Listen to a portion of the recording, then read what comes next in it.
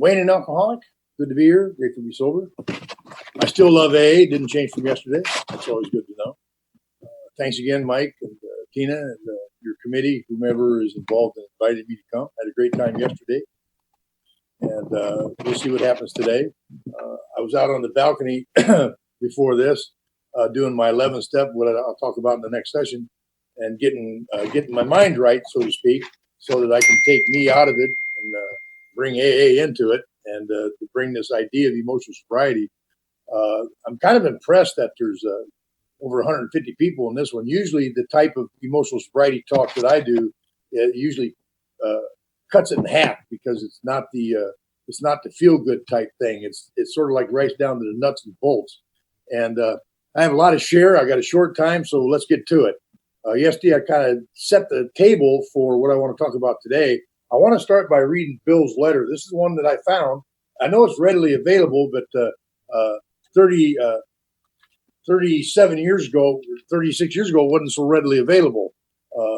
Is that letter he wrote entitled The Next Frontier, Emotional Sobriety. This was published in the Grapevine in 1958.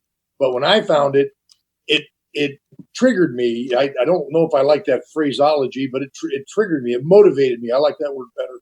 It motivated me to do that research that I did in late 1984, early 1985. And I just want to read it because this is about a lot of us. We get sober, like Dr. Bob. Once he got sober, got over the obsession and the allergy. About a year later, Dr. Bob was fine from then on, as I mentioned yesterday. Bill Wilson, however, after his first year, he began to get worse and worse and worse. And I relate to that. And I think that's important to share because there's a lot of alcoholics sitting in the rooms of Alcoholics Anonymous who don't know what's wrong. They just don't know. Some have taken a step, some have not. Some haven't just because they don't know what's wrong. I'm of the opinion that if I don't understand what's wrong, I'm not one of those guys that will just do what the herd tells me to do. That's not me. I operate on understanding, and I'll talk more about that in the next session. But I want to read this letter that Bill wrote. It goes like this. I think that many oldsters who have put our AA booze cure to severe but successful tests still find they often lack emotional sobriety. That's another reason I want to read this because, believe it or not, there's still a lot of hoo-ha about the idea of emotional sobriety in AA. I've heard people say, go to Emotions Anonymous then. They used to be called Neurotics Anonymous. Actually, there is a program, Neurotics Anonymous, and NA caused Neurotics Anonymous to change their logo, and so they adopted the name Emotions Anonymous. And it's interesting, they do a lot of the same stuff we do in AA, but the only trick is they get to drink, and so that didn't apply. That doesn't work very well for me. So when he wrote this article on emotional sobriety, he opened the gates for people like me to look at that.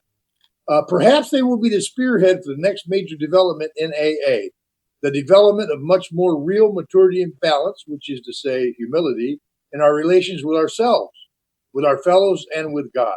And I believe we're that spearhead, folks. I believe that. I believe in this moment in time, I believe we are the spearhead of that movement that Bill Wilson talked about of the emotional sobriety. Those adolescent urges that so many of us have for top approval, perfect security, and perfect romance. That was me at 27 years of age, and it didn't stop there. It went into my first 7 years. It went into my first 10 years as I was working this program. Proved to be an impossible way of life when we are age 47 or 57. Since AA began, this is Bill Wilson talking. This is very humble. Since AA began, I've taken immense wallops in all these areas because of my failure to grow up emotionally and spiritually. My God, how painful it is to keep demanding the impossible, and how very painful to discover finally that all along we have had the cart before the horse. Then comes the final agony of seeing how awfully wrong we have been, but still finding ourselves unable to get off the emotional merry-go-round. This is where he was before he started working with Father Ed Dowling. He was on that emotional merry-go-round, and he had found out how wrong he had been.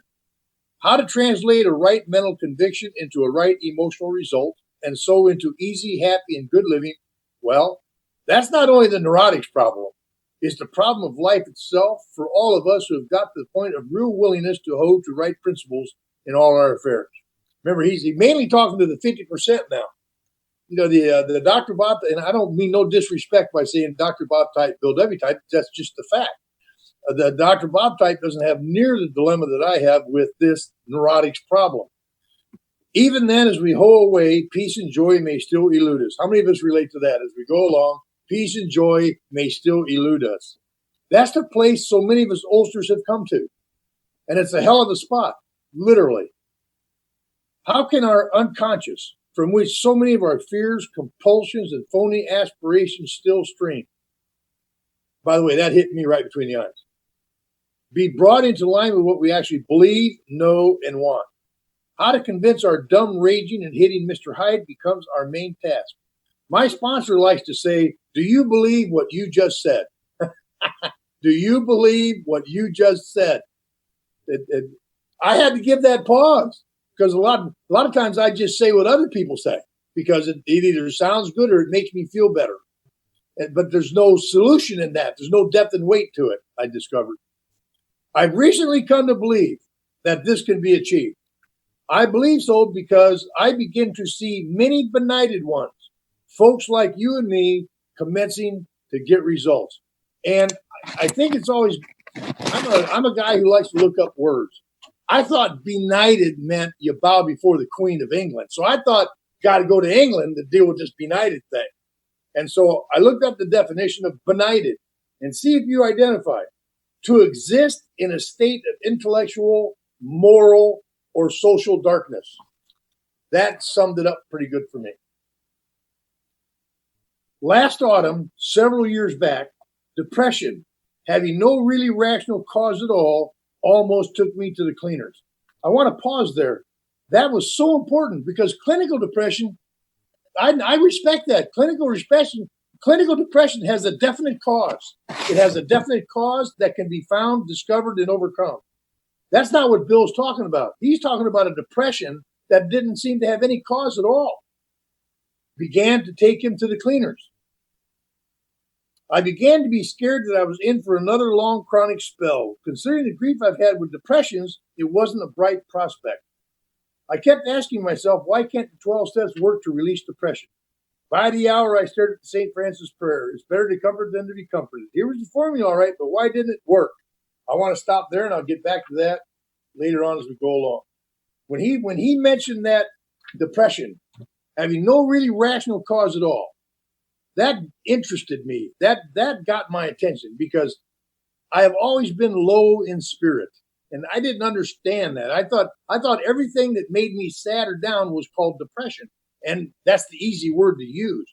But I discovered for me, especially when I was doing my 4-step, I discovered that 99% of my depression is actually self-pity.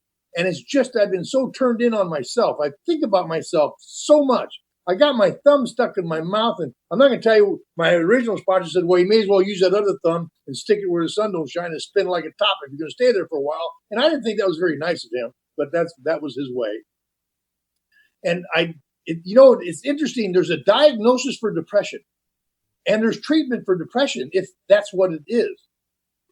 But there's no treatment for self-pity. It's not even a diagnosis. A licensed clinician can't even tell me I'm feeling sorry for myself. That's abuse of a client. And yet, that turned out to be 95% of my problem was self-pity. I just couldn't stop thinking about myself and about how miserable my life was and how life isn't fair and how the people don't treat me right. It's just, it's like, I think I got really sick of myself when I started looking at this, but I had no idea what was wrong with me. So I just want to set the table a little bit for the progression of the ism factor. And I talked about the ism factor yesterday. I mentioned it. And there's a lot of people have what's the word? A phrase for the ism. I can't remember what that's called. But if you break down the ism, what's that? Acronym. Thank you. Ism. Some say I sponsor myself, ISM, and that probably would bring bad result. Or I sponsor myself, I, self, and me. That's cute. It has no depth and weight, but it's cute. But they didn't serve me. I mean, I heard all those cliches when I was new. I, self, and me. I sponsor myself. Okay, I get that, but it lacks depth and weight, as Bill wrote about in the book. what I discovered for me, and I believe for many of us, the ISM stands for something right out of the big book, internal spiritual maladjustment. Now, some people develop an internal spiritual maladjustment because they start drinking and start doing things that violate their spiritual principle base, and they start feeling bad about themselves, and they begin that vicious cycle. And then there's alcoholics that Bill talked about that seem to be born with a broken spirit. And how do I know if I have a broken spirit if I don't know what that looks like? And so I looked up the word spirit, and the definition of spirit is to embody the qualities of courage, energy, determination, and have the needed power to assert them extemporaneously. You know what? I don't have that natural courage that a lot of people have, and that energy. It's like I'm low in. That's what they mean by low in spirits. I just don't seem to have energy, the ability to face life. I just don't have that, and the ability to express them extemporaneously. I didn't have that. I was full of fear. The fabric of my existence, as the book says, was shot through with it, and so I was so relieved when I read that definition, because that helped me understand that, okay, I have a broken spirit, and I do, although it has this bandage on it called the 12 Steps of Alcoholics Anonymous. And I don't live like that now, but I'll talk about that in the next session. And so how does that, am I born that way? And then how does it progress? And it's like, I don't mean to be controversial, and please don't get aggressive about this, but I stick to AA language. I know a lot of us use the term disease, but I don't ascribe to that in the way it was developed, because what it did, and you hear a lot of people talking about, and please don't be offended by this. My disease is doing this. My disease is doing that. I don't hear hardly anybody talking about self-will run riot anymore. I don't hear anybody talking about the AA type language that is necessary for recovery in Alcoholics Anonymous, because it's so easy for me now to blame my disease. I went from blaming my mom and dad, the world, the Navy, the police, the government. I went from blaming all of them to blaming a disease now, and that's what I did. I didn't know I was doing that, folks. And so I'm not against that phrase. It's just that it doesn't serve me well. But a spiritual malady serves me well, because the disease aspect, in my opinion, is my inability to process and metabolize alcohol the way normal drinkers can. I didn't understand that, but now I do. I understand that as long as I don't pick up that first drink, I don't re-engage the disease. But what about that spiritual malady? Now, the spiritual malady is a whole different thing. And I have an opinion about science. Science is great for what it can do, but science cannot study the spiritual realm. It's impossible. They cannot put it under a microscope and understand it. And so in the late 50s, they moved it from a spiritual malady. Dr. Ian Jelinek called it the disease concept. He conceptualized it as a disease. And as time has gone on, they have taken it from disease concept, and science has made it an all-out disease, which moved it into the medical field. And AA still keeps us in the spiritual realm. And I think you get what I mean. I'm not going against what they're saying. I'm just saying that in AA, it's a spiritual malady. And why is that important? Because if I don't remember that, I may move away from that. I may begin that 1 degree drift that's so imperceptible that if I don't have a sponsor and a group around me who understands or like-minded, I can drift away from this in a heartbeat, as many of us do. Many of us have drifted away. I'll bet some of you in this meeting have drifted away a little bit and had to be brought back, or maybe you drifted so far you picked up that drink.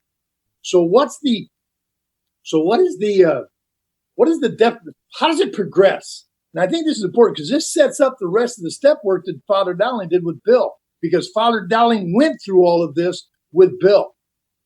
I'm paraphrasing a lot of it just because I don't have the time in this setting to go through all of the stuff I normally go through in an 8-session workshop. But it starts out with a malaise. How many of you heard that term, malaise? It begins as a malaise. Let me give you the definition of malaise. A general feeling of discomfort, illness, or unease whose exact cause is difficult to identify. How many of us have floated around saying, something's wrong, I just don't know what it is? So what is this? That's called a malaise. That progresses to a malady if it goes undetected and unresolved. A malady is defined as any disordered or disturbed condition, as in a malady of the soul. And in the early days, Reverend Sam Shoemaker referred to this as a malady of the spirit, a soul sickness. And so I looked up the definition of soul, and it has two different annotations. One is the emotion and mental nature of man and woman. I'm not leaving you guys out. That's just how they wrote back then. The emotional and mental nature of man. And the other one is the seat of man's thoughts, feelings, and emotions. So the soul, you've read in the big book where Bill says the problem centers in the mind. How many of us have mistakenly thought he was talking about our thinking? We say it all the time, and my thinking does appear to be the problem, but in my case, my thinking has never been my problem. Not one time has my thinking been my problem. However, my thinking has created a lot of problems. So, but that isn't a solution. So what's the solution in emotional sobriety? What is that implying? The problem centers in the mind. So you have to look back. What's he referring to when he wrote this in 1938? What dictionary was he using? He was using the Oxford English Dictionary in 1936. So I got a copy of the Oxford English Dictionary in 1936 because I wanted to see the path that he went on. And one of the definitions of soul and is the seat of man's thoughts, feelings, and emotions. So what does that mean? I'm soul sick. And the malady has progressed now to a spiritual malady because now it has affected my mind. And so if you look at the idea of the mind isn't referring to just one thing. It isn't one-sided. It's the seat of man's thoughts, feelings, and emotions. In other words, the problem centers in the mind. He's talking about the mind's eye, the soul, the filter. And I got to tell you, that gets it before the brain has a chance to chew on it. And if you've got a broken mind like I do, if you've got a broken brain like I do, it chews on that stuff and spits it out. It's an illusion to me. And this all helped me understand that there's something really, really wrong with me, and I don't quite have a grasp of it. But it is spiritual in nature. And when the book says, when the spiritual malady is overcome, we straighten out mentally and physically. It's interesting. I don't know about any of you, but I tried to do the physically first. Anybody else? We straighten out mentally and physically. Go to therapy and go to the gym. You'll be fixed right up. That's not what our book says, though. If that was the problem, that would be the solution. If my physicality is my problem, go to the gym. I did. I got a little bit obsessed with the gym, by the way. I started going there pretty puny, pretty weak. I started going 45 minutes at a time, then an hour at a time, then 2 hours at a time. And then I got so buff I could hardly drink my coffee. I could hardly hold the cup in my hand. I was so big. I'd go to meetings and I would posture, because now you need to know I'm going to the gym. It's like I'm seeking this effect produced because I no longer can rely on the effect produced by alcohol because I'm not drinking. Little did I know that was just one form of faulty emotional dependency. Now that I've given up alcohol, it's going to find another resource. It's going to find another source. You see, the women I've dated and been married to in my life weren't never the problem. Because when you're afflicted with faulty emotional dependency, it's like we were talking about before the meeting starts, like being caught up in a cult, and then you escape the cult, but you're left with all the symptoms.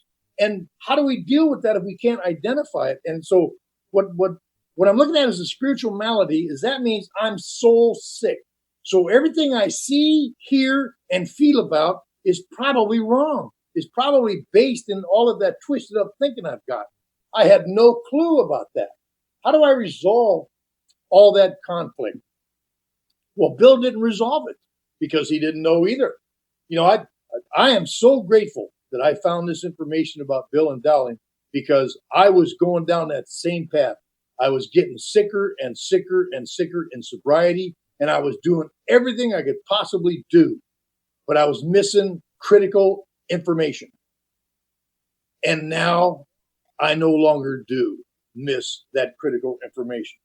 So I know I have a malady, I have a spiritual malady, and how does that become the spiritual disease of alcoholism? You see, whenever I talk about the disease concept, I try to add the spiritual because spiritual disease is in the big book. Disease is not in our 3 pieces of literature. Spiritual disease is in the 4th step, and I'll get to that later on. But this spiritual disease that I have, this dis-ease, as Joe and Charlie would put it, this dis-ease with myself, with the world, that leads to restless, irritable discontentedness, and this overwhelming need for acceptance and approval. This overwhelming need. I have to be a high achiever just to feel average. And if I can't high achieve, I will just flat quit and then blame you, or blame my mom and dad, or blame the world. Now I can blame the disease. I mean, it's like that's how I progress along neurotic lines, if you will. So now I know what the malaise is. Now I know what the malady is. So what's the solution for that? Well, I understand now the second half of step one. My life has become unmanageable. First, my life was unmanageable because of my inability to control and enjoy my drinking and drink like normal drinkers. You know, my attempts to continue drinking, even though I was a periodic, even in between drinks, I was thinking about drinking. I just didn't do it. I was always thinking about drinking because it produced that effect. And what was the effect produced by alcohol in me? Now, the effect produced is unusual. Here's something that's very interesting that I want to share before I get any further. Because, science is still trying to find a cure for the problem with alcohol itself. And in the early days, when the phenomenon of craving was talked about in our big book, it was phenomenal because the allergy was just a theory. Science could not figure out why we were so attracted to alcohol, even when we knew it was going to destroy our lives. Because back then, science knew it wasn't addictive in the cocaine, heroin, or opiate sense of addiction. They knew that. That's why they said it was a strange obsession and an allergy of the body that they couldn't understand. And now as time has gone by, it's no longer phenomenal because they discovered what the enzymes are.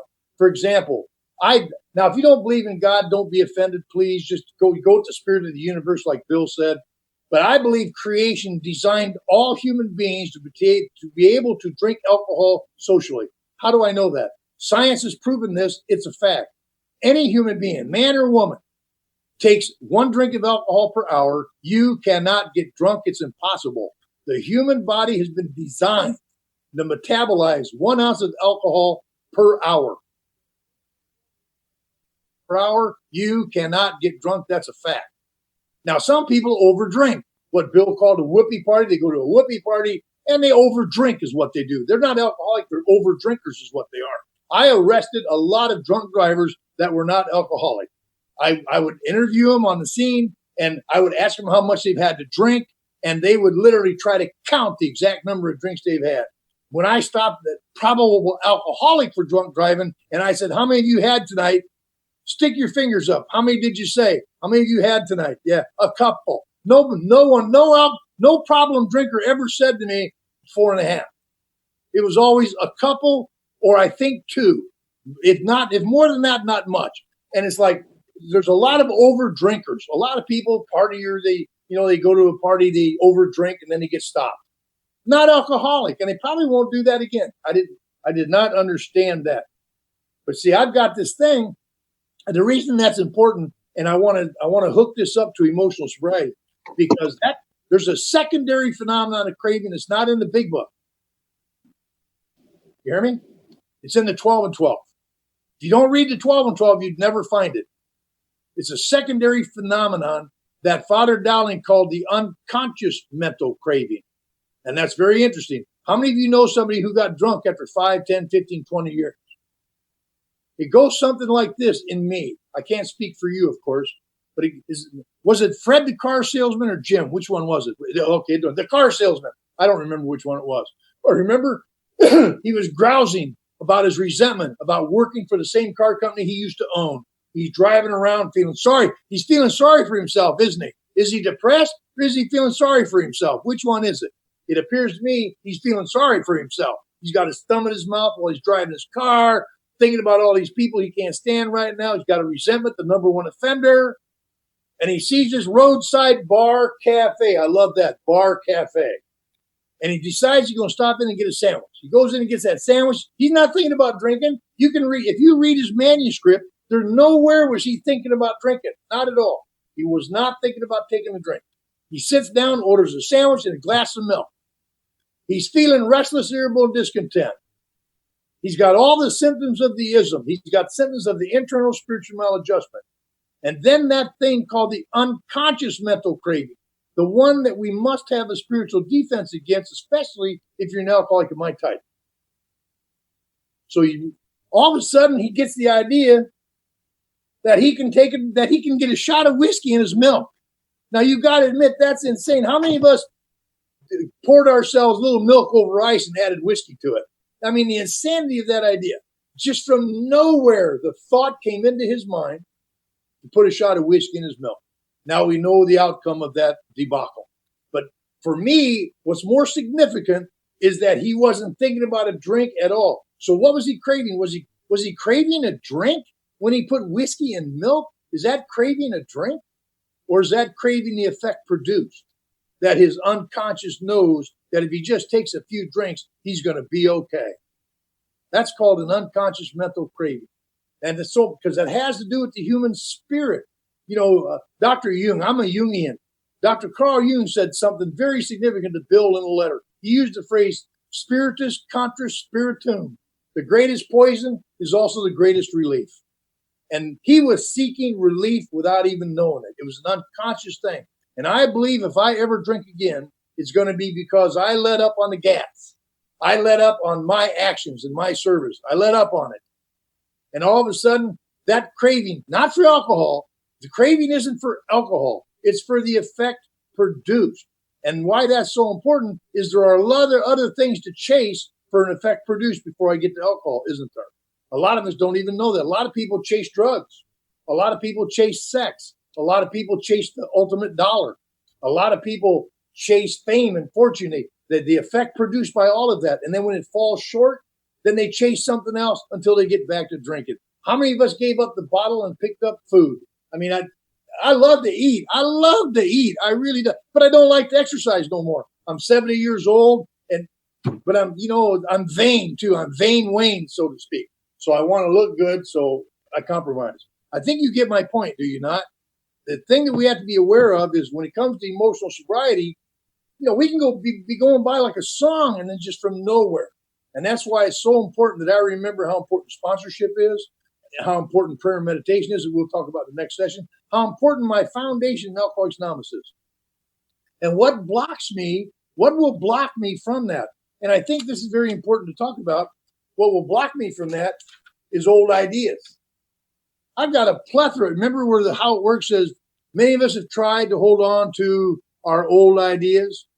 The result was nil until we let go absolutely. Well, nil didn't mean nothing to me. Okay, so what? What's the big deal?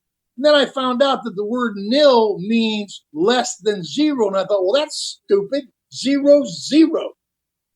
Well, less than zero means I'm moving backwards. I'm not standing still. So in Alcoholics Anonymous, there's no standing still.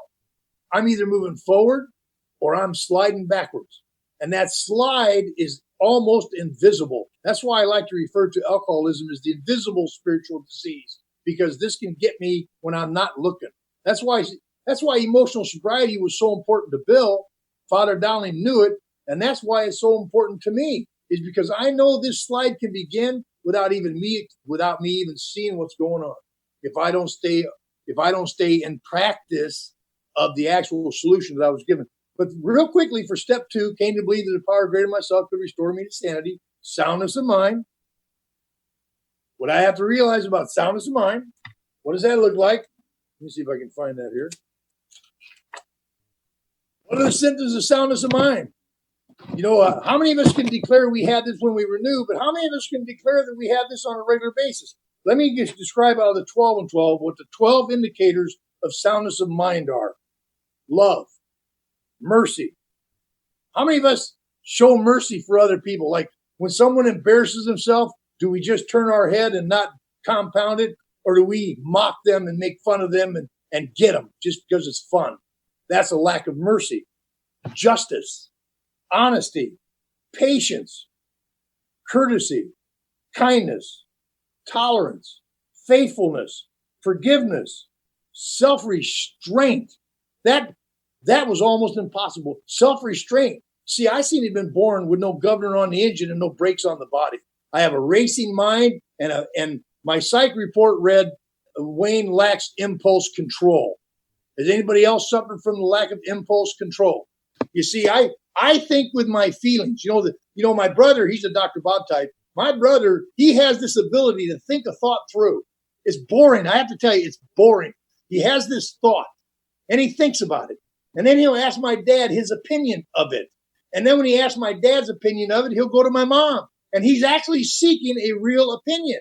And then he'll go to my mom and seek her opinion. And my mom is a German woman. I don't know if that means anything, but she doesn't care what my dad's opinion is. So she's going to give my brother the opinion she wants to give. And then my brother goes to his best friend. Now that's 3 people he's gone to seeking their opinion. And then he takes their opinion and he weighs it against his own thoughts. And then he makes a decision. Do you not agree that's a big waste of time? I mean, my God.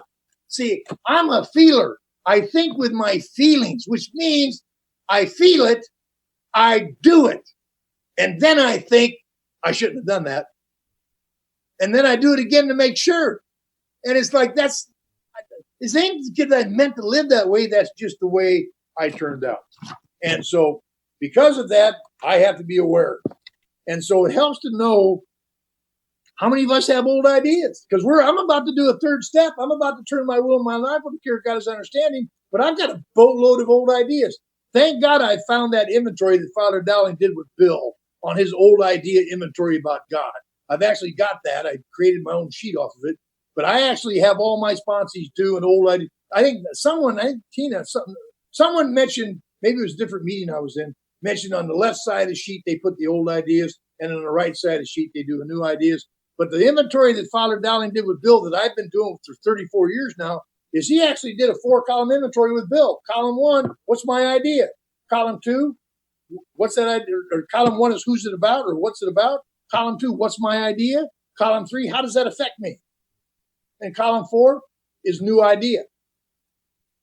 And it was astounding to me. It was astounding. It seems like a lot of work unless you're a little investigator like I am, and I enjoyed doing it. And so first it helps to know what an old idea is. I mean, oh my God, I've got a Rubik's Cube for a head. How many of you have a Rubik's Cube for a head? How many of us have millions of ideas? I mean, I'm 70 years old. Let's put it scientifically. Do you know what the combinations are of a Rubik's Cube? What the possible combinations? 34 quintillion possible combinations. Now, if you don't know what 34 quintillion means, that means 18 sets of 3 zeros. And I'll bet you I got that many ideas floating around my mind at any one given moment of time. So people don't know when they look at me and they see my eyes rolling around. I'm not about to attack them. I'm just thinking. I'm trying to put it into order. And if I don't have something that's going to stop that, I'm going to lose control. That's exact, because I'm fighting to be in control. That's why alcohol, different than how it affects a normal drinker, is, how many of you heard a normal drinker? My sister's a normal drinker. We go bowling when I'm in town. My sister, I love to bowl, by the way, and I'm competitive. Anybody else? Raise your hand. Anybody else competitive? I'm competitive. I'll hit you with my bowling ball. I'm competitive. Well, we go bowling, right? And there's 2 lanes empty all the way at the end. And I say, Sharon, let's go down there. She says, no, I want to bowl right there. She wants to bowl between all these other people. It's one open lane. I don't want to bowl there. I don't like people. Leave me alone. And my sister, she says, you invited me, so we're going to bowl there. I said, whatever. So I go get our shoes. And then she says, would you give me a slow gin and orange on ice? I said, what? I said, okay. I know what's going to happen. So I go get myself a Pepsi-Cola. I give my sister her slow gin and orange on ice, and I bring it back. And she's talking to all these people on both sides of our lane. And I'm thinking, why are you talking to them? They're our competition. Now, where that came from, I don't know. But everybody's a competition. We have to win. I don't even like these people. And she's talking to them, so I'm not going to be able to concentrate. And then we bowl for an hour. And I can't take my eyes off her drink. She's taking one sip. The ice is melting. And if you notice, alcohol floats above liquor. Alcohol's lighter than water is lighter than liquor. And so I see this little water forming on top of her booze, and I lose my mind. And I just yell out, Sharon, are you going to drink that, or are you going to let it drown the booze? And she looks at me and says, well, if it's bothering you, don't look at it. It took her an hour and a half to drink that drink, and then she asked me to get her another one, and I thought I was going to have to call my sponsor. I went and got her another one. We're there 3.5 hours, right? Because she's busy talking instead of bowling. 3.5 hours, 2 drinks. So we get our shoes put away, and then she hands me the car keys, and she says, will you drive? I said, why? She says, because I've been drinking. I'm starting to feel it. And I told my sister, I said, Sharon, you need to understand something. Let me break down the process of alcohol metabolization for you. So I went through the whole thing I went through with you. I said, Sharon, your body is breaking down 1 ounce of alcohol per hour. You've had 2 drinks, 3.5 hours. There is no alcohol in your body to affect you right now. She just simply said, shut up and drive. I mean, they're aggravating people. They really are. So, different story. Real quickly, I want to go through the idea of what's the difference between an idea and an old idea. I know this is kind of academic, but hang with me for a minute because a lot of people do not understand the concept of an old idea because it isn't every idea I've got in my head. I mean, could you imagine trying to decide? You get stuck in analysis paralysis if every idea proved to be an old idea. So let me define what an idea is first. I coalesced this definition out of the big book in the 12 and 12. An idea is a thought, feeling, or belief we gain or adopt through direct or intuitive recognition, intelligent discernment, or lucid comprehension or perception of a personal encounter with, observation of, or information about a given circumstance, condition, person, or event. Now, normal people do that naturally. That happens. Isn't that annoying? It just happens. They understand. They see something, they get an idea, and then they put it away. Something happens, they get an idea, they like it or they don't. They may try it again or they won't, like my sister does, like my brother could do, naturally. But what about those of us who live in old ideas? How many of us have tried to make an old relationship work, and it just won't work? How many of us stay at the same job that we hate because we have an idea that we have to stay there, or we can't leave because we have a faulty dependency? Here's the definition of an old idea, or a description. A thought, feeling, or belief I harbor toward or hold on to about a person, institution, principle of life, or thing which has proven or is proving to be unsound and not fit for the use or result we intended or desired, has become a catalyst for negative attitudes, harmful behavior, unmanageable emotions, and has potential for forming faulty emotional dependencies. That's an old idea. Folks, I've been living in a plethora, a boatload of old ideas where my attitude's negative, I'm being harmed with my behavior, I have unmanageable emotions. How many of us have had unmanageable emotions and just can't seem to get a grip on them? Bill said half of us are like that sober. He said the other half are not. And I have this habit. I'm prey to misery and depression. So I notice the people that don't have the type of problems I have in sobriety. Because what happens is I notice them and I think, why isn't this working for me? Why is it so easy for them? Because it looks to me like it's easy for them. But it's not easy or hard. It's just their normal nature. And I don't have that normal nature. I have the one I was born with. And so it helps to understand an old idea because when we get in the afternoon, I'm just going to mention it now. You know, Father Dowling, one of the 10 steps that Father Dowling had Bill do was an old ideas inventory in step 2 and 3, an old ideas inventory about God. He had to look at his old ideas about God so that he could go into his 3rd step with a new idea. Bob had a simple way of doing it, but it matched his nature. But that simple way Bob did it wasn't effective for Bill, which is very interesting, don't you think? Wasn't that there was anything wrong with it. It's just that Bob had a different mental and emotional nature than Bill had. Thank God I know that because now I don't think I'm crazy and I don't think I'm different. When I see someone who looks like my brother, I'm not offended by him and I'm not frightened by him. And I don't think they're working a better program than me. I don't think they're more spiritual than me. It's just that they don't have the same defective nature that I seem to have. They don't have the spiritual malady unless they drink and start that cycle in motion again. And I have the spiritual malady and I drink for relief and for effect. So why is that important when it comes to God? So I'll give you a picture of my inventory if you can see that. That's my old, it looks like the 4th step, but it's my inventory that I actually did about God.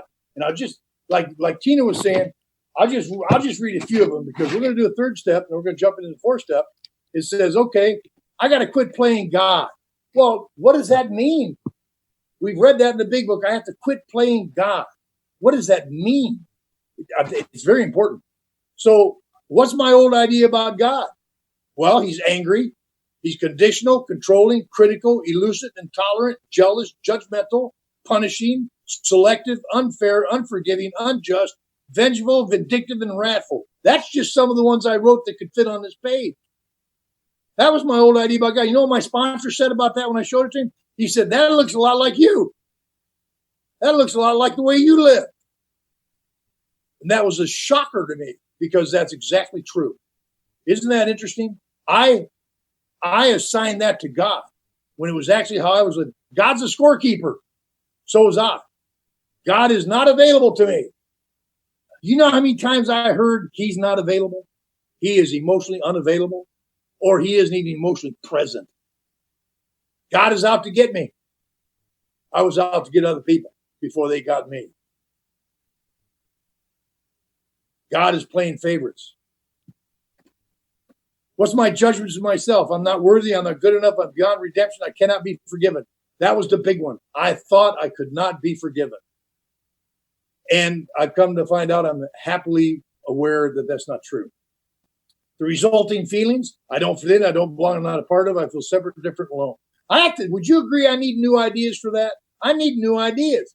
Now, in column 3, it shows how it affects me and the negative personality traits I picked up. And then in column 4, I get to write new ideas. And it starts out with, I will entertain the possibility. Father Dowling was brilliant. I will entertain the possibility. Why? Because I don't believe it for a hot second. But I will entertain the possibility that God and I can be good, fair, kind, loving, just, tolerant, considerate, gracious, forgiving, healing, accepting, and available. I was laughing my butt off when I wrote that because I didn't believe that, nor I wasn't even sure I wanted to be like that. But I'm going to take the steps, so I wrote that down. And I went down there and I looked at my negative traits and I put in the positive traits. And I also said the prayer of tolerance. Now, I don't know if you heard the prayer of tolerance.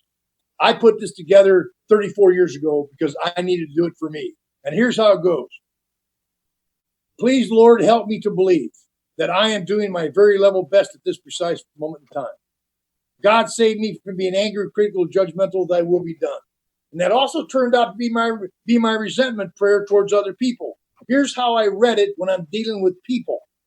Please, Lord, help me to believe that this person is doing his or her very level best at this precise moment in time, because I don't believe anybody's doing their level best when it's bothering me. God save me from being angry, critical, judgmental, thy will be done. That prayer of tolerance has saved me from judgment and condemnation of other people so many times I can't tell you. And so I did that old ideas inventory. I entertained a new possibility, and I approached the third step with that in mind. Turn my will of my life over the care of God as understanding. So I did the ones that we start with. A lot of us do when I was new. But I revisited my idea at 7.5 years sober, almost 8, when I started doing this the way Father Don did with Bill Wilson. I had another awakening. And what I saw was, I've read the big book thousands of times. I've passed this I don't know how many times. And it's very interesting. When I went ahead and made the decision at 8 years to turn my will and my life over the care of God as I understood him, the big book jumped out at me in a different way. You know well, let me just read it. Well, gosh darn it. It's where it said, he is the director, he is the principal, he is the director, we are his agents, he is the father, we are his children. And then on the next page it says, we have a new employer. That makes me the employee. So when I retook the third step, I did it with this in mind. Do we know what a director is? You know, I worked in television for a little while, and we always, there's directors everywhere. They're being paid to be directors. I wasn't being paid to be a director in my life. But what's a director do? A director has the script. The director runs the show. The director tells you where to go, what to do, what to say, when to say it, how to say it. They give you a script. They give you a script to learn and to read. And so the director directs the show. The principal this is a key thing that I understand because, a lot of times the God of our experience, I don't remember who said that yesterday, but somebody talked about God of their experience.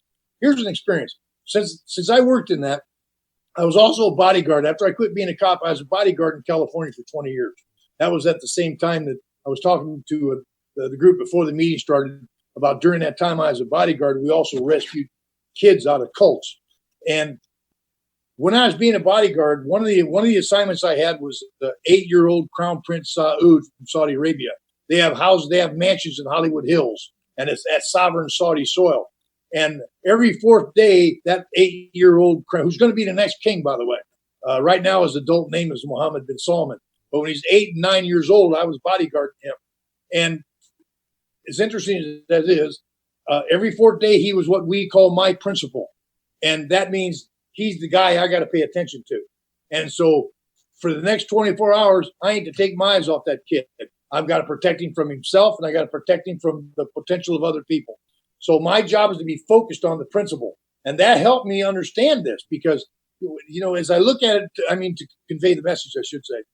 So my job with the principle is to keep my eye focused on the principle. And so he's the director, he's the principal. So my job, if I'm going to turn my will over, my job is to stay focused on the higher power. He's my principal. He's my director. Where do I find the directions? I find the directions in the big book. There are plenty of directions in the 12 and 12 too. A lot of people don't know that because they don't study it.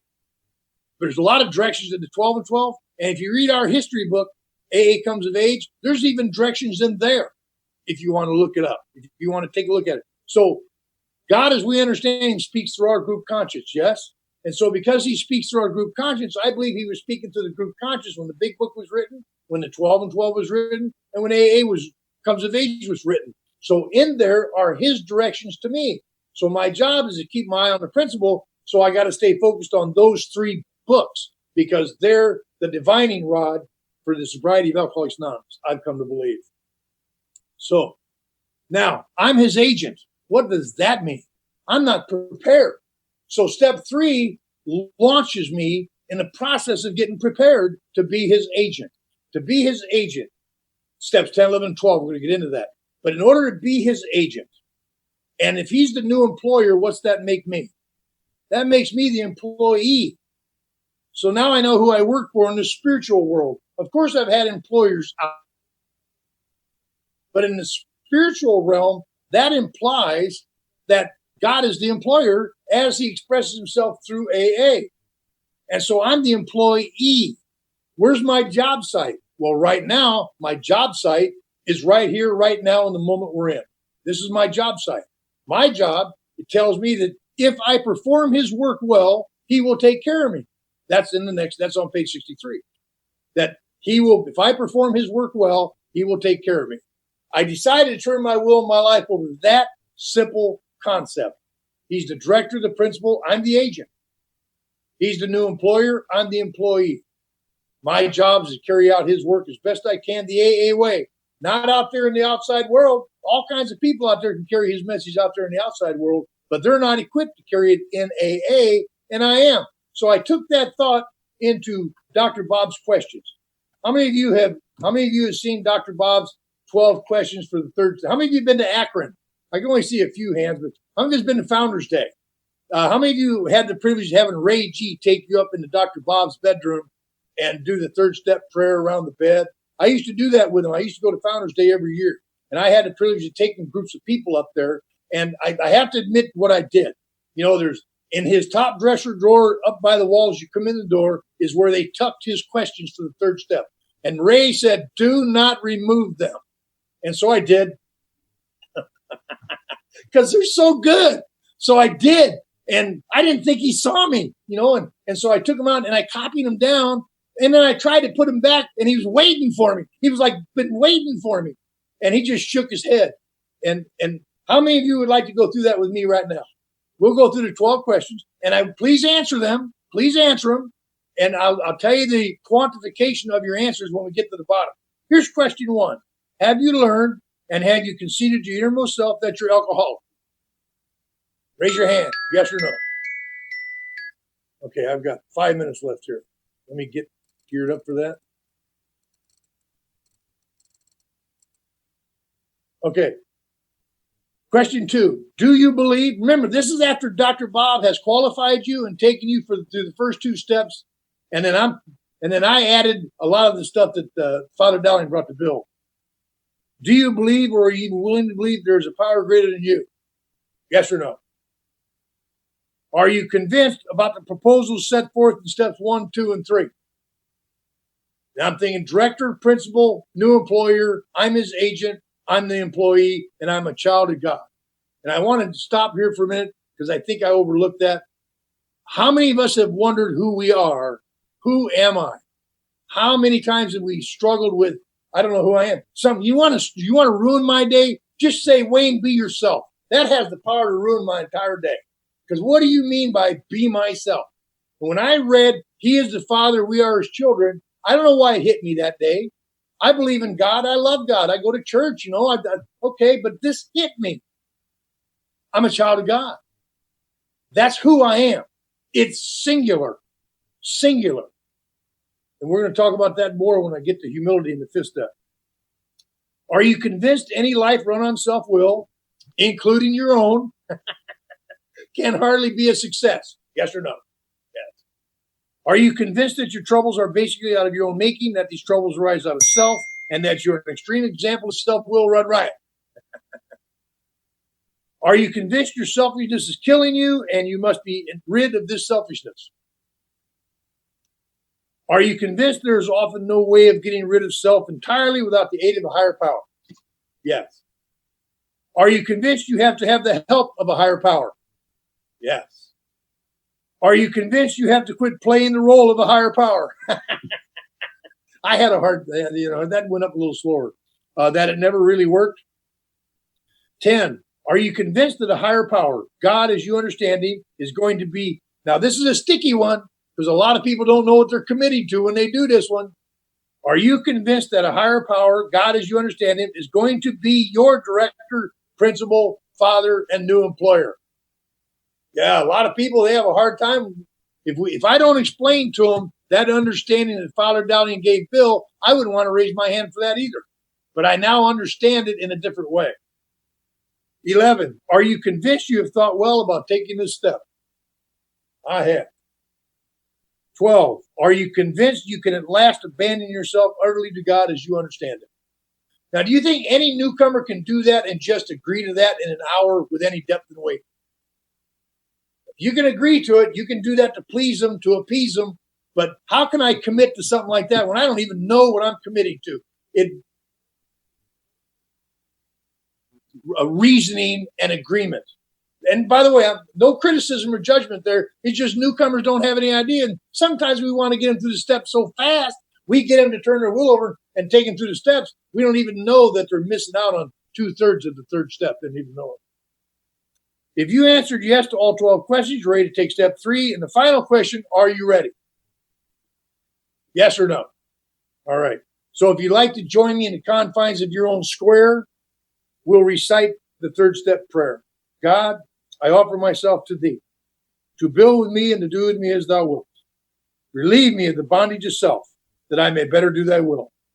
Take away my difficulties, that victory over them may bear witness to those I would help with Thy power, Thy love, and Thy way of life. May I do Thy will always. And now, because you took that 3rd step with me, we are bonded for life, folks. That's just the way it is. You may not believe that or know that, but I certainly do. So thank you for doing that 3rd step with me. We are now in communion. Forgive the word. We are now in communion with each other. And I think that's really cool because I'm not alone. You're never alone when you come to AA. Never alone unless you choose to be. You may not feel that way, but I promise you, as you take the steps and go through this process, if you have not, you will adapt that. You will know you have that feeling at some point. So we've taken the 3rd step. That sets us up with the needed power to go through steps 4 through 9 and get us into the living steps. I'm going to wrap this up with this comment. Chuck C. was a very big influence on my life. Chuck C. said to me, my only problem in life is conscious separation from my loving Father God. That went way over my head at 18 days sober. I now know and believe that my only real problem in life is my conscious and, in my case, unconscious separation from my loving Father God, And we're going to talk about that in steps 4 through 9 because that is a freeing process. And I'm just going to take one more minute to sum this up so I don't want to lose the thought. What I'm doing as I'm jumping from step 3 to steps 4 through 9 is I'm going to discover that is the process where I finally get to identify a lot of the old ideas in real time that are affecting me in resentment, fear, and sex. But this is the point I want to make. We hear about the 12 promises more than anything in AA. We hear about the 12 promises, the measuring sticks of progress. But there's only 2 goals of AA that you may have found more, but I've only found 2 actual goals in the 3 pieces of literature that I study regularly. The goals of AA, it's not the car, the girl, the guy, the money, the job, the career. That isn't it. The goals of AA are profound. Goal number 1, victory over alcohol. Goal number 2, freedom from the bondage of self. Let's take a 10-minute break. Here we go. One of the things I want to mention is another book called Strong Drink, published in 1877. Exactly 100 years before I got sober. I think that's cool. But in that book, have you ever seen that picture? You've seen that picture of the man on the bed, right? If you look at the book Strong Drink, as I said, published 1877, there's a picture of the man on the bed in that book. I was able to find 18 different books where Bill, I don't want to say plagiarized because he borrowed from all those books, and it turned out into the big book, in the 12 and 12 and AA Comes of Age. But that was a phenomenal thing for me to find, was the picture of the man on the bed in that book. The book is an interesting read about that fellow that was having a hard time staying sober back in those days. Okay, let's get on. Now, let's get into step 4, and I'm not going to go through the whole thing because you're going to have plenty of people doing the big book study going through it. I just want to fill in the parts that Father Dowling presented to Bill when he retook him through the 12 steps. And number 1 is he explained to him, and I have to paraphrase that because I had to read hundreds of pages to de-escalate it to where I could make it in a compact package like this. But bearing in mind the 2 goals of AA, victory over alcohol, freedom from the bondage of self, he was to assert that you really don't have victory over alcohol until you have freedom from the bondage of self. So sobriety is precarious for a little while, even though we don't know it. We're feeling very good. We're going along good. Early days, we're sober. We're kind of on a pink cloud. Nothing wrong with that. We're on a pink cloud. But we don't have victory over alcohol yet. We have a temporary reprieve is what we have. That's going to become a long-term reprieve. But the fact is I have not been relieved of the bondage of self until I get into steps 10, 11, and 12 and have asserted them in my life for several days, weeks, months, and years. And so what does that look like? I always wondered, I'm a thinker, and I don't beat myself up for that. I just am. I'm a why kind of a guy, and I will not be satisfied till my why is satisfied. That's just, you can tell me to shut up, do what I'm told, follow the herd till I'm blue in the face. That isn't going to stop me from wanting to know why. And I discovered something interesting. I wondered why Bill, bankrupt stock speculator, why he made the 3 categories of the 4-step: resentment, fear, and sex. I came up with a whole bunch more interesting ones than that. So why did he come up with resentment, fear, and sex? And then going on to step 8, harms to others. Then it hit me when in my 8th year of sobriety, when I'm doing this work, it struck me. Resentment, bondage of the mind. Fear, bondage of the spirit. Sexual misconduct, bondage of the body. The most powerful urge human beings have is to reproduce. It's the survival instinct. Survival of the species. So the idea of procreating and reproducing is embedded, I believe, in most any of God's kids. And so that becomes one of our strongest instincts of survival is for sex. So mind, body, and spirit. That's why it's so important. Newcomers don't know this. I think it helps. I know it helps when I tell them is that here's why we're doing step 4 is because we need freedom from the bondage of self. And I can't have that if I don't examine my resentments, my fears, and my sexual misconduct. And then get fixed with that with step 5. And step 5 was a purveyor of some information I didn't have. I hope you got that. Resentment, fear, and sex, bondage of the mind, body, and spirit. And step 5 was critical because, people talk about humility all the time. And there's all kinds of great references to humility. And it's just, they've always felt kind of like a hair shirt to me, if you will. They weren't working. They weren't workable things for me. And I was reading the 12 and 12, and in step 5, Bill had a hard time with humility. Some people said it's because he had an ego problem. Father Dowling thought it's because he had a spiritual malady problem, that his humility was lacking. And he helped Bill understand humility. It took every ounce of humility Bill could muster to turn AA over to us in 1955, I assure you. And so here's how Father Dowling described it to Bill, and Bill put it word for word in the 12 and 12. He said, humility. Let me get my book out. I'll read it to you right from the page. A clear recognition of what and who we really are, followed by a sincere attempt to become what we could be. That's the description of humility. A clear recognition. We just finished my 4th step. We just finished my 5th step. And that is the clearest recognition I've ever had of how my defects of character and my shortcomings, and what Father Dowling called the lesser defects, the negative personality traits that we live in on a daily basis. I clearly recognize how defective they are in my life. A clear recognition of, but that's not who I am. How many of us have mixed up what we've done with who we are? That's who I am. Or even good, like being a bodyguard is not who I am. Being a police officer, that's not who I am. That's what I do. Who I am is singular. I'm a child of God. That's it. It's singular. But what I can become, I could be a man about God. I could be a man about AA. It changed the construct of my belief system in that simple description of humility, who and what I really am.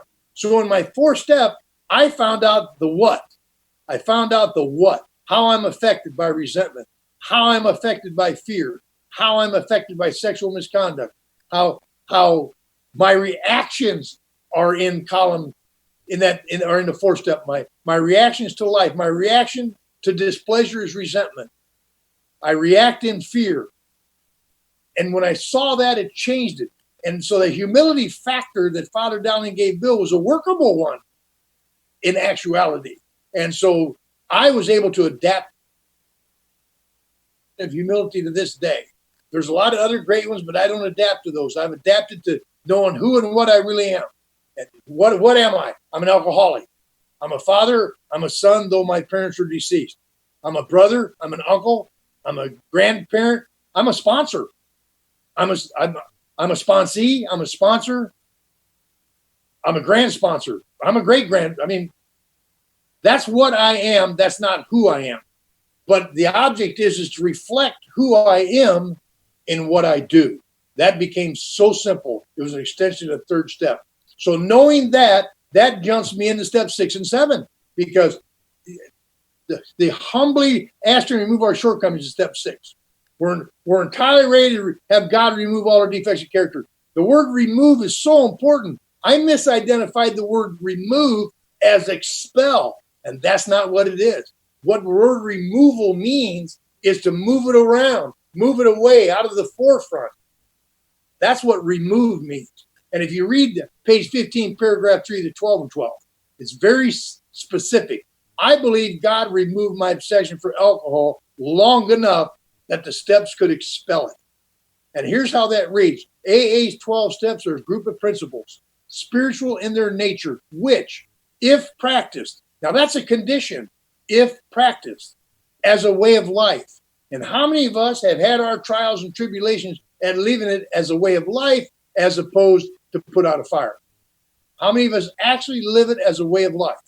And if you talk to any slippers that coming back, I will guarantee you they were not living this as a way of life when they took that drink or whatever it was they took. And so it helps me to understand that. So I was never more ready to ask God, to have God remove my defects of character than right after my 5th step. That's why I think he put it in there to do it so quickly. And step 7, humbly asked him to remove my shortcomings. Once again, they're not going to be expelled. I bet you if I took a poll, not one of you have had your defects and shortcomings expelled. I bet you still have them, but maybe they're in the background now. Maybe they're not so prevalent. But I can tell you what, there's days I'm patient and tolerant like a saint. And I'll tell you that because I'll tell you that. And then there's other days I get in my car and I get on the freeway and you people are trying to block my progress. There's just those days. And that's why that spot check inventory is so important for me that we're going to get into here in a minute. So when I did the step 6, the big book is very shallow on that. I have an opinion about that. I think it's because they didn't know much about it. They put down what they knew, but that was very little. If you read step 6 and 7 and the 12 and 12, there's a lot of meat and potatoes about how I operate as a spiritual being or as a self-will being, one or the other, because this is a spiritual malady. The disease has been arrested in me, in my opinion, since November 8th, 1977. The disease of alcoholism was arrested the day I took my last drink because I am no longer influenced by the allergy and the obsession today. But what I am influenced by is the spiritual malady. And that will lead me back to a drink if I don't treat the spiritual malady. And that's easy to get lost in the progress of the world. The world's going way down. Science is going a mile a minute. Maybe one day they'll solve it, like Bill said, but they haven't done so yet, and they have not done so yet. I still believe it's a spiritual malady now that I'm sober, and I have to believe that. Otherwise, what would keep me on this path? What would keep me here? And so then we go to steps 8 and 9, and 8 and 9, how many of you know, this ain't the big book, but how many of you know that Father Dowling took Bill through a 3-column inventory in step 8? Not many people know that because it's not in the big book, but I found the work. I found the work that he did with Father Dowling. Father Dowling had Bill do a 3-column 8-step. I didn't understand why.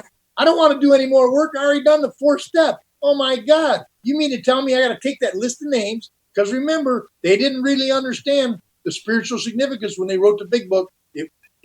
That's why Bill called the 12 and 12 the supplement. And if you don't know what the word supplement means, let me wise you up.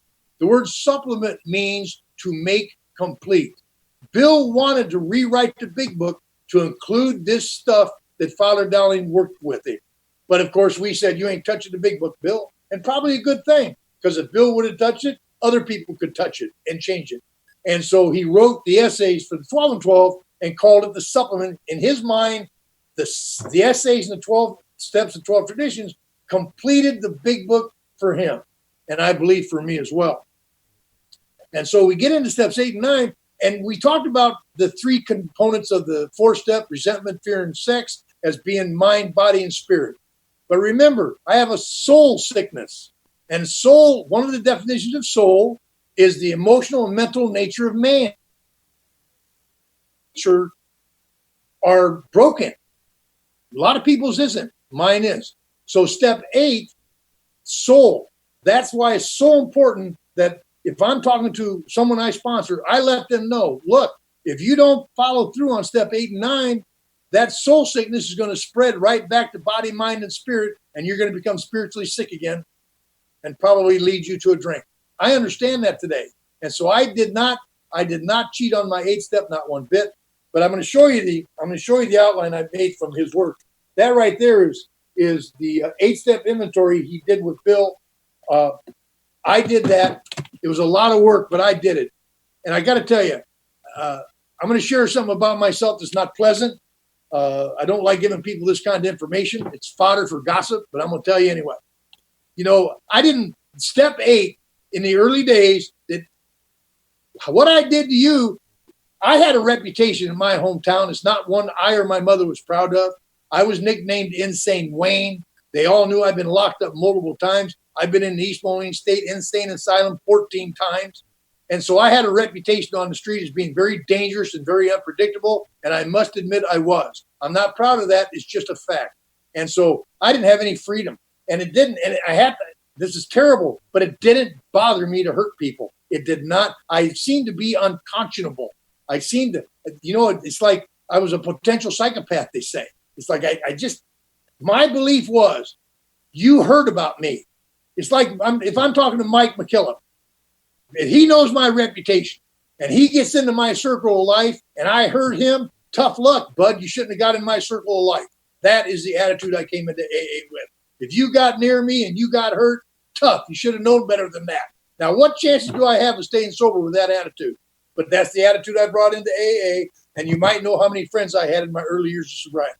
I only had sponsees because I threatened to kill them if they left, and I'm not making that up. I'm not trying to be a tough guy, but I just said, don't worry about don't worry about dying from being drunk, Because if you drink and I'm your sponsor, you make me look bad, I'll put you in the ground myself. That's how I sponsored my first few years.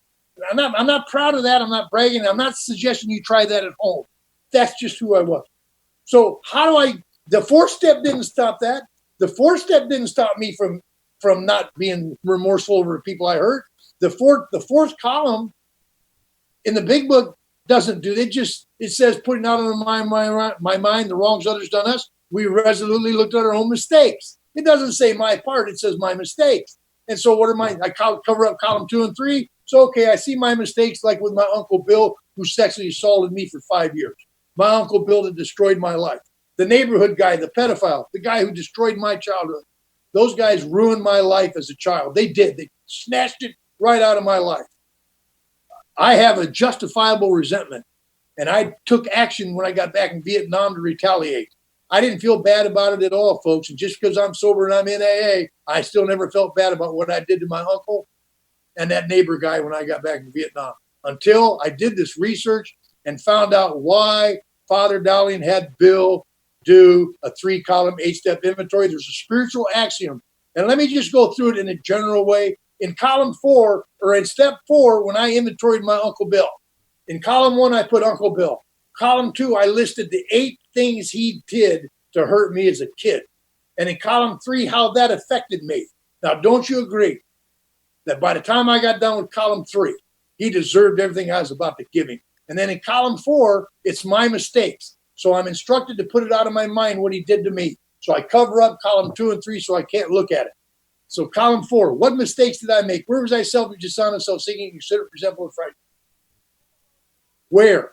So I got to write that down. Did I cause harm? Yes, I did. Check. I checked the box. Did I cause harm? What is the exact nature of that harm? The exact nature of the harm. It was mental. It was emotional. It was physical. It was financial. It was social. That was the exact nature. And I was done.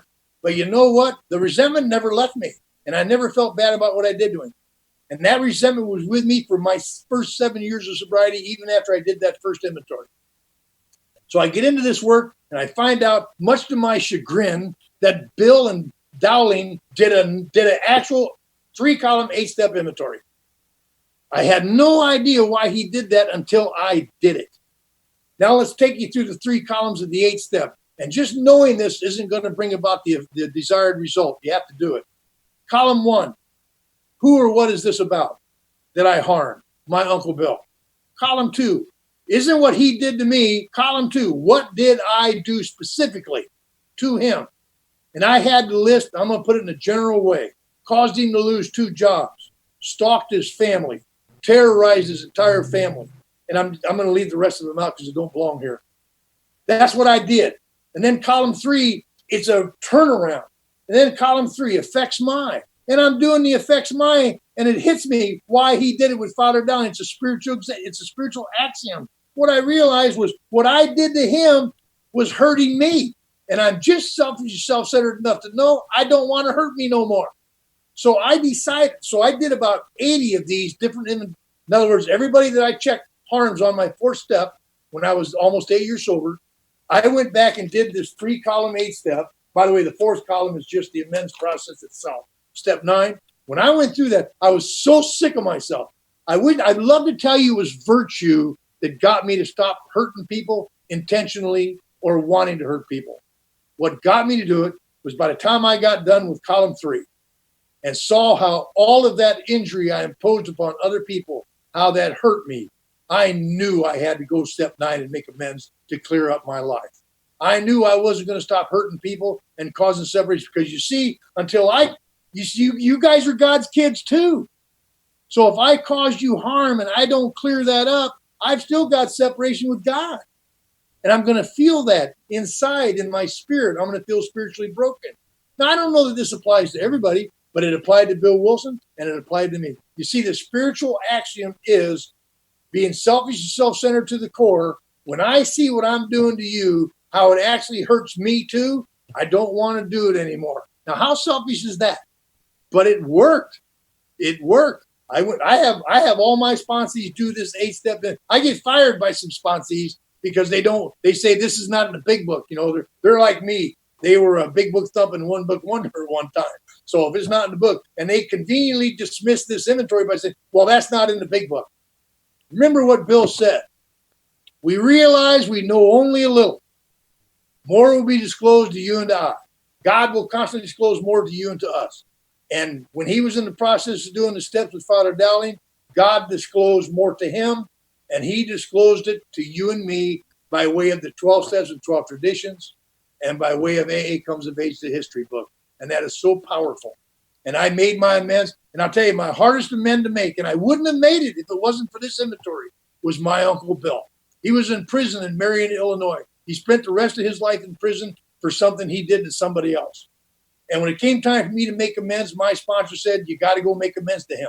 I went around the group because I know who the sympathizers are. And I don't mean no disrespect, but I know who the guys are. They'll tell me what I want to hear. And so I went and ratted out my sponsor. And they know the story about my Uncle Bill at my home group in Illinois. And none of them thought I should go make amends to him. But remember, I picked the people I went and talked to. And then I went back to my sponsor and I said, I talked to so-and-so and so-and-so and so-and-so, and they don't think I need to go to that prison. And he said, well, great, go ask them to sponsor you. I got no problem with that. And it's like, but at the end of the day, what I noticed was if I don't go make amends to him, how many other amends am I not going to make? And so I made an appointment to go see my Uncle Bill at Marion State Penitentiary. They told me he was never getting out. And so I made the appointment. And I took my note I took it right off of my column 2, what I did to him, because it was 8 words or less. And that was going to be my cheat sheet. I was going to say, Uncle Bill, I regret doing this, this, and this, and this. I just went right down my list. But when I got there, I found out he'd had no visitors since he got locked up. None of his kids, none of his family, nobody had been there to visit him. And he was suspicious why I was visiting him. Back in those days, there wasn't near as much security as they have now when you go into a prison. And so we got to actually sit in the cafeteria and visiting area in person. And when he came out, he was shocked to see me. And I remember sitting down. I just didn't even know how to start this off. So I had to quietly say the serenity prayer as he was approaching where I was sitting. I didn't know if I could do this or not, but I knew if I didn't, I would not get free of the bondage of self. I'd become convinced of that. And so he sat down. He said, what are you doing here? And I said, Bill, I'm sober. I'm in AA. And I've got to make amends for my conduct towards you. And he was really happy to let me do that. He said, okay. And I went through this list. And I said, I regret doing this. And I regret doing that. And I'm willing to make it right. I had to buy his wife a car and a house. I won't go any further than that. I had to make amends that way. I spent the first 20 years of my sobriety paying for her car and a house. But that's what I did. And as I'm getting ready to leave, because he didn't say nothing at all. And as I'm getting ready to leave, I had just offhandedly said, let me know if there's anything else I can do to fix this. And he called me back. He says, well, I don't get any visitors here. And I'm thinking, nor should you. You know what I mean. And he says, because I haven't forgotten what I did. I'm just there trying to clean up my side of the street. And he ain't said nothing about what he did to me.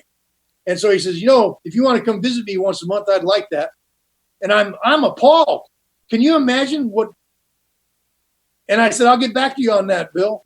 And then he says, you know what else? And he says, I don't have any money on my books. If you want to put a few bucks on my books every month, that would help me out. And I said, Bill, I'll get back to you on that. And then he says, I don't have any cigarettes. You want to put a couple of packs of cigarettes on my books? I'd appreciate that too. I said, Bill, I'll get back to you on that. And I'm leaving right now. Thank you. I couldn't get out of there fast enough. And by the time I got back to Moline, Illinois, there ain't no way I'm going back. And if I send him any cigarettes, they'll be exploding cigarettes. I got nothing to do with this guy. I get back and I call my sponsor. I said, Barney, I made my 9th step amend. I got done with Bill. And he said, great, how'd it go? So I told him. And I said, you know what he had the audacity to ask me to do? And he said, what? He said, he had the audacity to ask me to visit him once a month. And he said, great, you got plenty of time on Sunday, don't you? And I looked at him like I'd seen a ghost. Then he said, anything else? I said, yeah. He asked me to put a little bit of money on his books. He said, great, you're working, you got money, put $10 a month on his books. I said, what? And he said, anything else? I said, he asked for 2 packs of cigarettes. He says, when you go visit him, take him a couple cartons. I'm thinking my sponsor's lost his mind. And I did that. And I did that until 1992 when I moved to California. I went and saw him once a month. We had many conversations. He told me about it. He wasn't trying to smooth anything over. It's just he started talking about him and his brother's life, my dad. Now, there's two ends to this. He starts telling me about my dad, his brother. You see, my dad's dead. He died after he started drinking again after 9 years sober. And my dad died drunk. And he's telling me about my dad's life, about before he grew up. He told me about the horrors of his dad, their dad, of his alcoholism and his terrible life. He's telling me about my dad. And then he's telling me about his life. And he isn't doing this he has not admitted or said a thing about what he did to me. So in 1992, I moved to California in June of 1992. In May of 1992, I drove up to Marion Penitentiary for the last time. I went and visited my Uncle Bill. And I told him this is the last time I'm going to come see you. I said, I'm going to California. God's path is taking me there. I said, what I'll do is I'll keep sending $20 a month, and I'll keep sending you 2 to 4 cartons of cigarettes every month while you're here. And I did that until he died. He died in prison. And as I was leaving the prison that day, he called me back. And we sat there for another 20 minutes as he apologized to me for what he did to me. And we both left there free. He went back to his cell. And I didn't know there's two sides to this coin. See, he'd been living with this his whole life. He'd been living with it. And I didn't know I was setting him free. It wasn't my intention to set him free. And he set me free from my dad by everything he told me about his brother's life and his life. I wouldn't have done that. I wouldn't have done that if I didn't have a sponsor and if I hadn't have done this inventory. I can promise you I would not have done that. But I knew I had to do that. And then I made all the rest of the amends that I had. And that catapulted me into steps 10, 11, and 12. You know, Chuck C. told me when I was new, he said the 12 steps are simplified like this. The first 9 steps are the dying steps. And the last 3 steps are the living steps. He said, get on to business of dying so you can get on to business of living. And he basically told me that the first 9 steps aren't recovery. He said they're discovery. He called it uncover, discover, and discard. He said the first 3 steps uncover the nature of the problem. Steps 4 through 9 allow me to discover and discard the results of that problem. The problem is conscious and unconscious separation. And the last 3 steps are the living steps. And I'm here to report that I believe that's absolutely the truth. And the living steps, you know, the continue to take personal inventory and when we're wrong, promptly admit it. It's just a continuation of step 4. I'm to continue looking for selfishness, resentment, self-pity, fear, anger. Keep looking for that. Do the spot check inventory. I have a spot check inventory that I do every night before I go to bed with my review. I'm going to talk about in a minute. I do a spot check inventory. If I need to do a 4th step, which is step 10 in progress, you know, the continuation. If I have a resentment or if I have fear or anything sexual misconduct, I've had to do a few of those in my sobriety. I wasn't rendered a saint. That's not an admission that's not an excuse. It's just life. Life showed up and I lived life. I made mistakes. Do I even need to say I've made mistakes along the way? We all make mistakes. And sometimes I think sometimes I think I use that as an excuse. I'm just a human being to make more mistakes consciously. But now I know that that's not an excuse for me anymore, and I don't want to do that. But step 10 allows me to constantly look for resentment, fear, and sexual misconduct in my life and how it affects you and how it affects me. And then Father Dowling gave Bill a couple more step 10s. He gave him an old ideas inventory that he modified right off the step 2, the old ideas inventory by God. And then it became an old ideas inventory so that in step 10, the 3 components that he put in step 10 that aren't in the big book is in column 2, it is spiritual separation. That's not in the 4th step in the big book. But Father Dowling knew that Bill had to become consciously awake to his feelings of separation from God so he could identify them, so he could check them. And I'll go through those with you right now real quick. There's five common symptoms that if you're a clergy person, if there's any clergy persons on here, they can codify what I'm about to say. That's what I look for when I'm working with somebody. It's like when I'm getting ready to officiate a wedding, I take people through a questionnaire, and I'm looking for these 5 symptoms before I'm willing to marry them. And here's the 5 symptoms of spiritual separation. To feel or be isolated, withdrawn, set apart, solitary, disunited. I'll go through those again. To feel or be isolated, withdrawn, set apart, solitary, or disunited. They sound alike, but they're not. They have a difference. Would you like me to read the differences real quick? Here's isolated. Having minimal contact, because we've been very isolated, haven't we? Thank God for Zoom, don't you think? Having minimal contact or little in common with others. Oh my God, that's the story of my life before AA. I felt separate, different, alone, like I didn't belong. I didn't have anything in common with people. Johnny H. said it best. I'm too good for the bad people and too bad for the good. That's the scenario of my life. To cause a person or place to be or remain alone or apart from others. Spiritual separation. Withdrawn. Not wanting to communicate with other people. A disorder characterized by withdrawn and fearful behavior. To retreat from contact or communication with other people. As an example, he went silent and withdrew into himself. We have an advantage here, don't we, in AA? Even though we've been isolated by the pandemic and by what's going on in the earth world, we're not isolated and withdrawn from each other, are we? Right here, right now, I'm not in person with you folks, but I feel a connection here. When you responded to my comment that we are all bonded now, I saw the reaction, and that joins us in the human spirit, that spiritual thing that our benefactors, our pioneers of AA told us about. Set apart. This is the only thing another person can do to me, is set me apart. Distinguish, differentiate, mark out, single out, demarcate, separate and segregate, or put to one side. We can do that to each other. We can set people apart through judgment, condemnation, misunderstanding, and the two biggies, gossip and character assassination. Boy, if you come to me with gossip or character assassination, I want you to know something. Whomever you're gossiping to me about, I am going to call them and tell them you told me that. I'm going to do that. It's not I might, I am going to do that. But I tell you that before you gossip, because then it falls on me because I listened to it. But I have to be that way because I've been the victim of gossip and character assassination. And it has the power not to kill physically, but it has the power to kill someone's spirit. It's like, I don't agree with everybody. There's people on here that don't agree with me right now. But you know what? I know there's people that I can help. And I know there's people I may not agree with what somebody else that speaks says. But the truth of the matter is, they are meant to say what they say because God's got them intended to have someone to listen to them.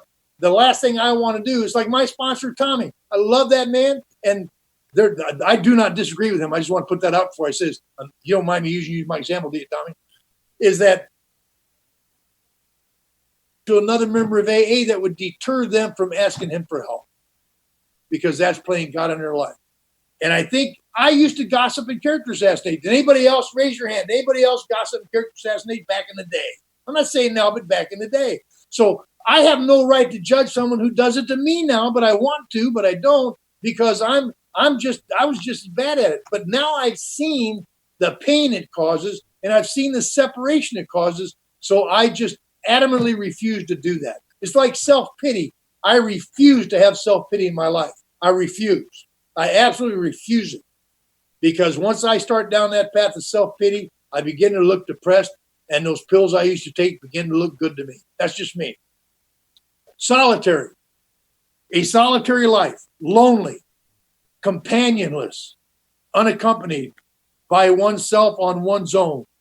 To be alone. Friendless. Antisocial. Unsociable. Reclusive. Cloistered. Incommunicado or lonesome. Those are all solid. To be solid. Solitude is good. Solitary makes me get all wound back up into myself again. And the last one, disunited, to break up, to separate, to divide, to split up, partition, literary sunder, which means disunited by religious differences.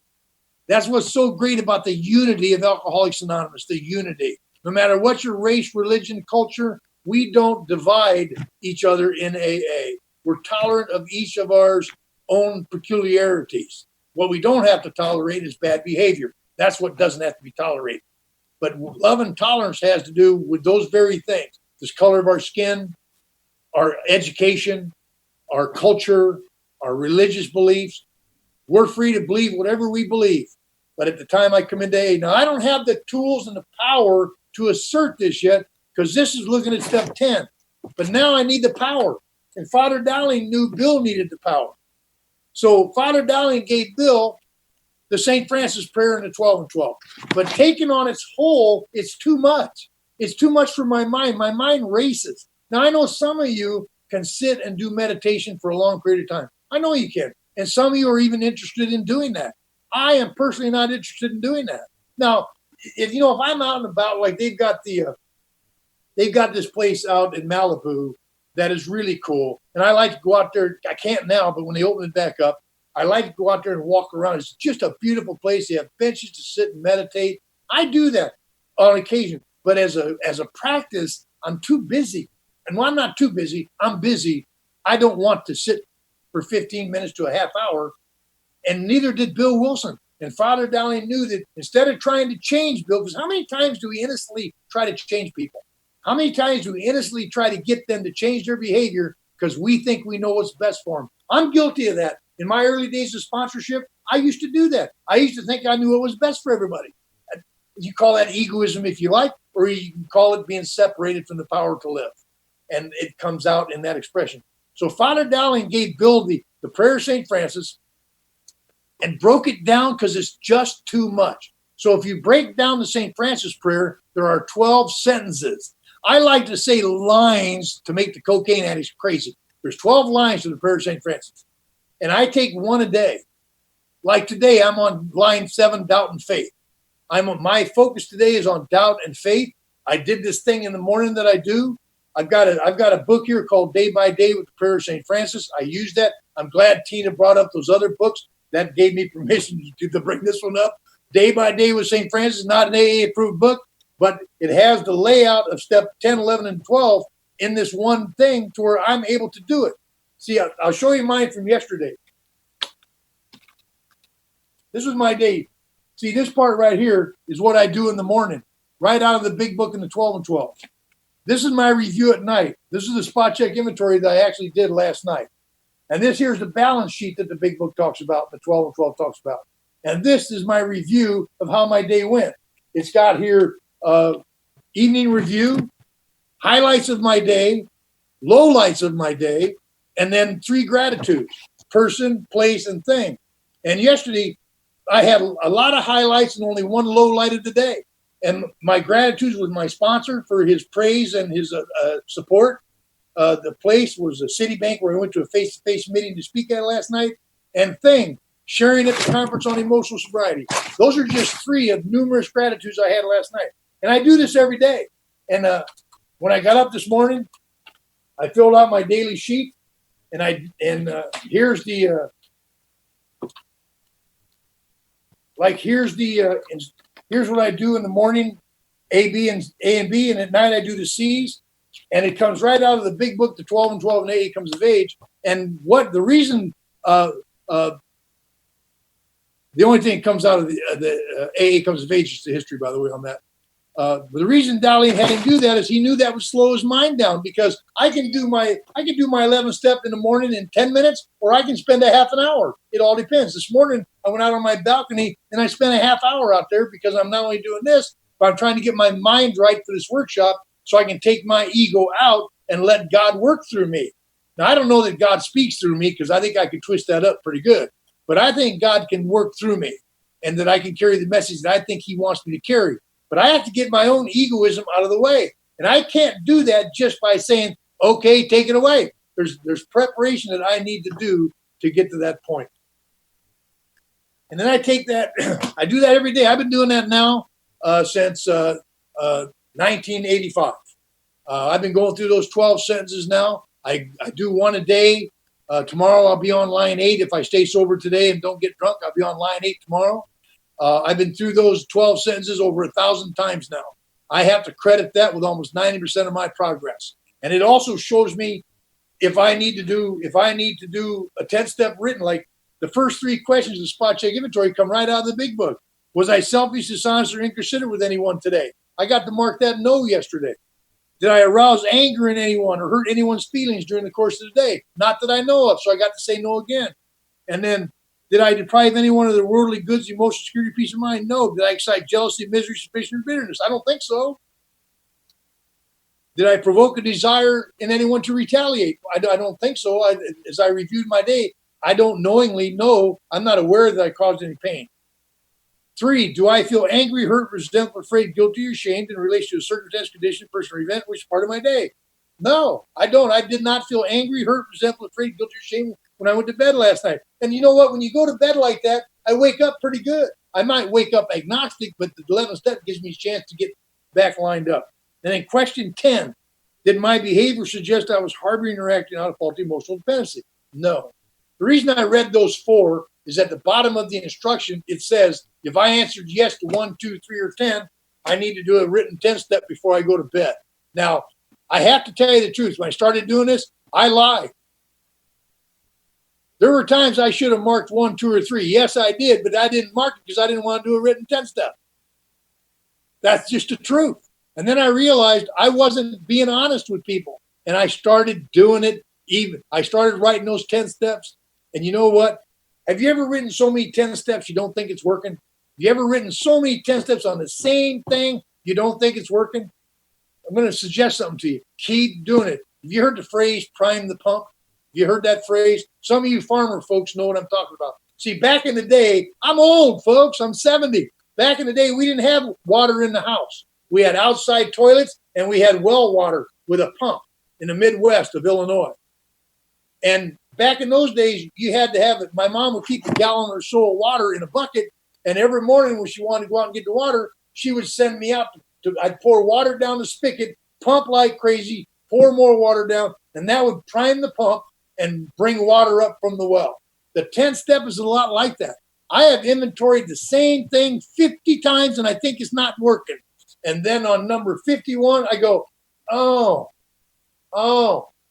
And I would have never got to that point of awakening had I not done those first 50 10 steps. Sometimes it only takes 3, sometimes only 5, sometimes only 1. These days it only takes me 1 or 2 to get to that, oh, I see. And that carries me into step 12. I've always wanted to feel like I have purpose. I've always wanted to feel, you know what the worst feeling for me is to feel irrelevant. That's the worst feeling, to feel useless, to not feel hopeful, to just feel like, okay, I'm here. I didn't ask to be here. How are we going to deal with this? And I've always wanted to have purpose in my life. And I would have intermittent feelings of purpose, like I'd go to a church and do the baptism and do the surrender, but it would only last for a minute or two because it had no depth and weight to that for me. And so now I come to step 12, and it's like in step 11 where it says sought through prayer and meditation. Okay, St. Francis prayer. And by the way, I forgot to mention, Bill also used the Desiderata. If you don't have that, along with the prayer of St. Francis, and if you can't see anymore because it's not on the wall, but when I visited Wits Inn back in 1980, winter of 84, on his wall behind his desk at Wits Inn was his working model of the 12 of the prayer of St. Francis and the working model of the Desiderata. Now, someone took down the Desiderata when I went back and it was gone. But one of my grand sponsees was visiting Wits Inn, and she found it upstairs in the house where they take a lot of the stuff that they don't show anymore, and it's up against the wall. She took a picture of it, sent it to me. And so, but that was the working model of Bill's Desiderata, and there's 12 paragraphs to that. And so I began to use one sentence from the prayer of St. Francis, one tradition as I advanced, and one paragraph from the Desiderata. And that's what I used as my prayer meditation, my reflection of the day. And I'm still doing that to this very day. I'm on paragraph 7 of the 12 of the Desiderata. And I'm also using I'm on the self-supporting tradition where I'm going to be self-supporting mentally, physically, socially, and financially. So my job is to be fully self-supporting in that arena. So that sets me up for step. And I have to live these 3 steps in tandem. They're a collective, not isolated, not independent of each other, but together as a collective. is what Father Dowling instructed Bill. Here's a guy who wrote the 12 steps, and Father Dowling's telling him how to take them. I just think that's classic. And so in step 11, thought through prayer and meditation to prove our conscious conduct of God as we understood him, praying only. This was key, praying only for knowledge of his will for me and the power to carry that out. And I began to pray that prayer with my 11th step every morning. God, please show me your will for me and give me the power to carry it out. And I was doing a workshop in Des Moines, Iowa. I didn't mean this to happen. Is it odd or is it God? Who's to say? You know, sometimes God shows up in odd ways, does he not? I'm doing this workshop, and all of a sudden it struck me deeply what God's will was for me. And from that day to this, I believe I know exactly what God's will is for me. And it hasn't changed from that day to this. It's only gotten better and better and better. But I have come to believe that God's will for me, and I would not be so arrogant or egotistical to imply or suggest I know what God's will is for anybody else.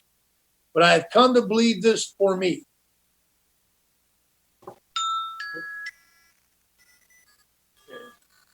I got 5 more minutes. I'm glad it stopped right there. In step 12, having had a spiritual awakening as a result of these steps, we tried to carry this message to who? Alcoholics. Remember, rarely have we seen a person feel as though he followed our path. Path is not plural.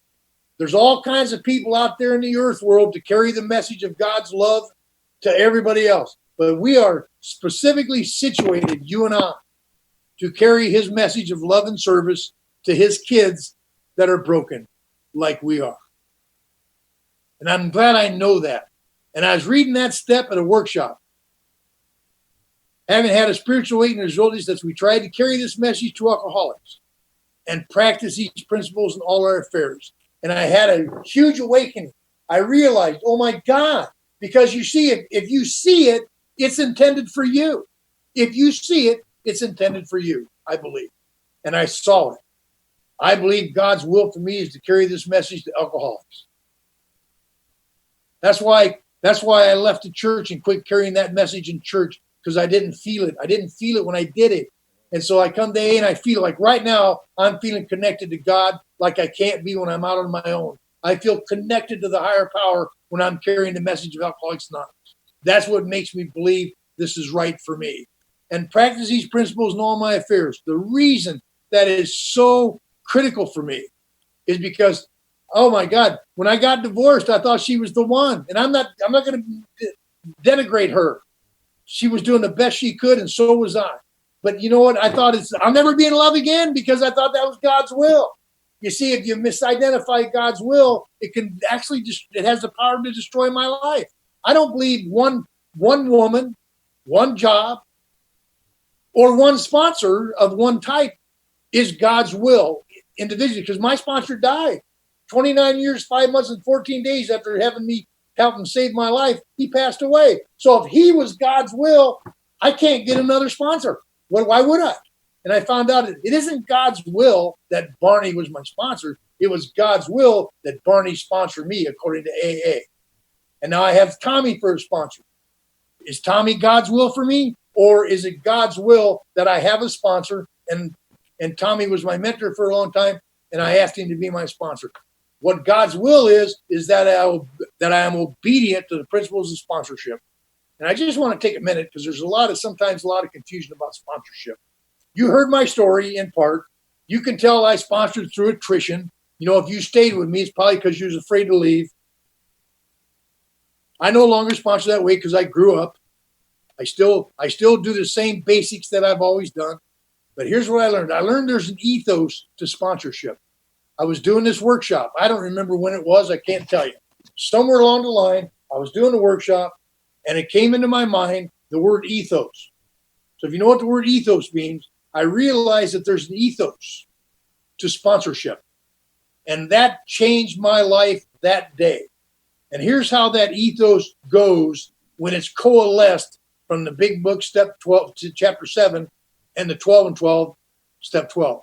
It goes like this. My sole responsibility, SOUL, my sole responsibility when I'm mentoring, sponsoring, or I'm considered somebody's advisor, my sole responsibility is to guide, direct, advise, and encourage another member to grow along spiritual lines the AA way. It is that simple for me, to guide, direct, advise, and encourage another member to grow along spiritual lines the AA way.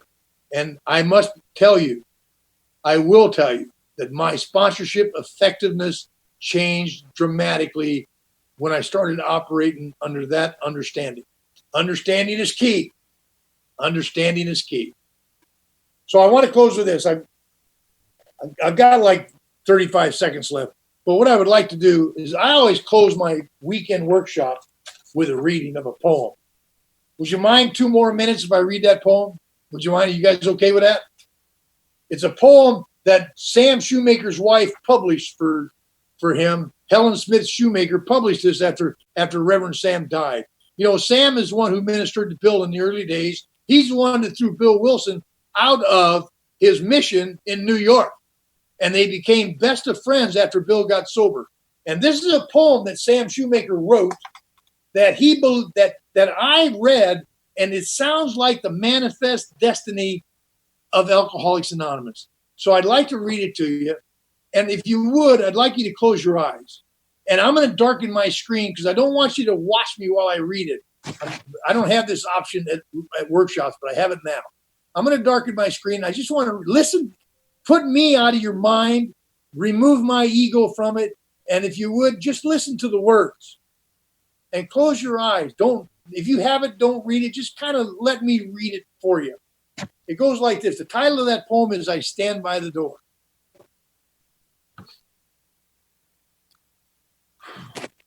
I stand by the door. I neither go too far in nor stay too far out. This door is the most important door in the world. It is the door through which men walk when they find God. There's no use my going way inside and staying there when so many are still outside, and they, as much as I, crave to know where the door is. And all that so many ever find is only the wall where a door ought to be. They creep along the wall like blind men, with outstretched, groping hands, feeling for a door, knowing there must be a door. So I stand by the door. The most tremendous thing in the world is for me to find that door, the door to God. The most important thing any man can do is to take hold of one of those blind, groping hands and put it on the latch that only clips and opens to the man's own touch. Men die outside that door as starving beggars die, on cold nights in cruel cities in the dead of winter. Die for want of what is within their grasp. Yet they live on the other side of it. Live because they have not found it. Nothing else matters compared to helping them find it and open it and walk in and find Him. So I stand by the door. Go in, great saints, go all the way in. Way down into the cavernous cellars, way up into the spacious attics. It is a vast, roomy house, this house where God is. Go into the deepest of hidden casements, of withdrawal, of silence, of sainthood. Some must inhabit those inner rooms and know the depths and heights of God and call outside to the rest of us how wonderful it is. Sometimes I take a deeper look in. Sometimes I venture in a little farther. But my place seems closer to the opening, so I stand by the door. There's another reason why I stand there.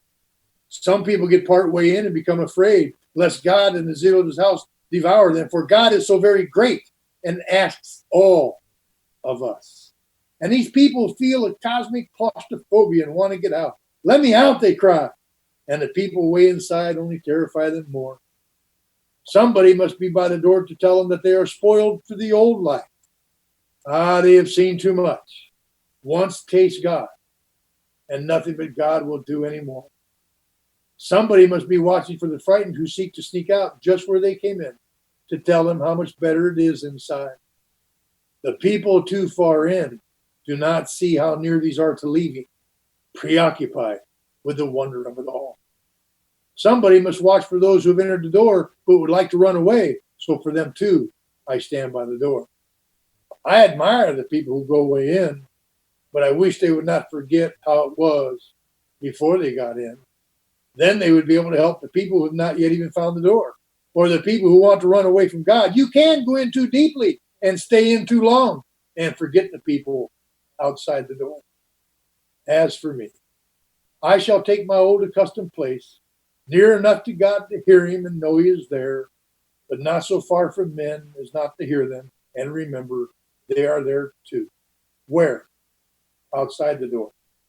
Thousands of them, millions of them. But more important for me, one of them, two of them, 10 of them, whose hands I am intended to put on the latch. So I shall stand by the door and wait for those who seek it. I had rather be a doorkeeper. So I stand by the door. Thank you for your attention, folks.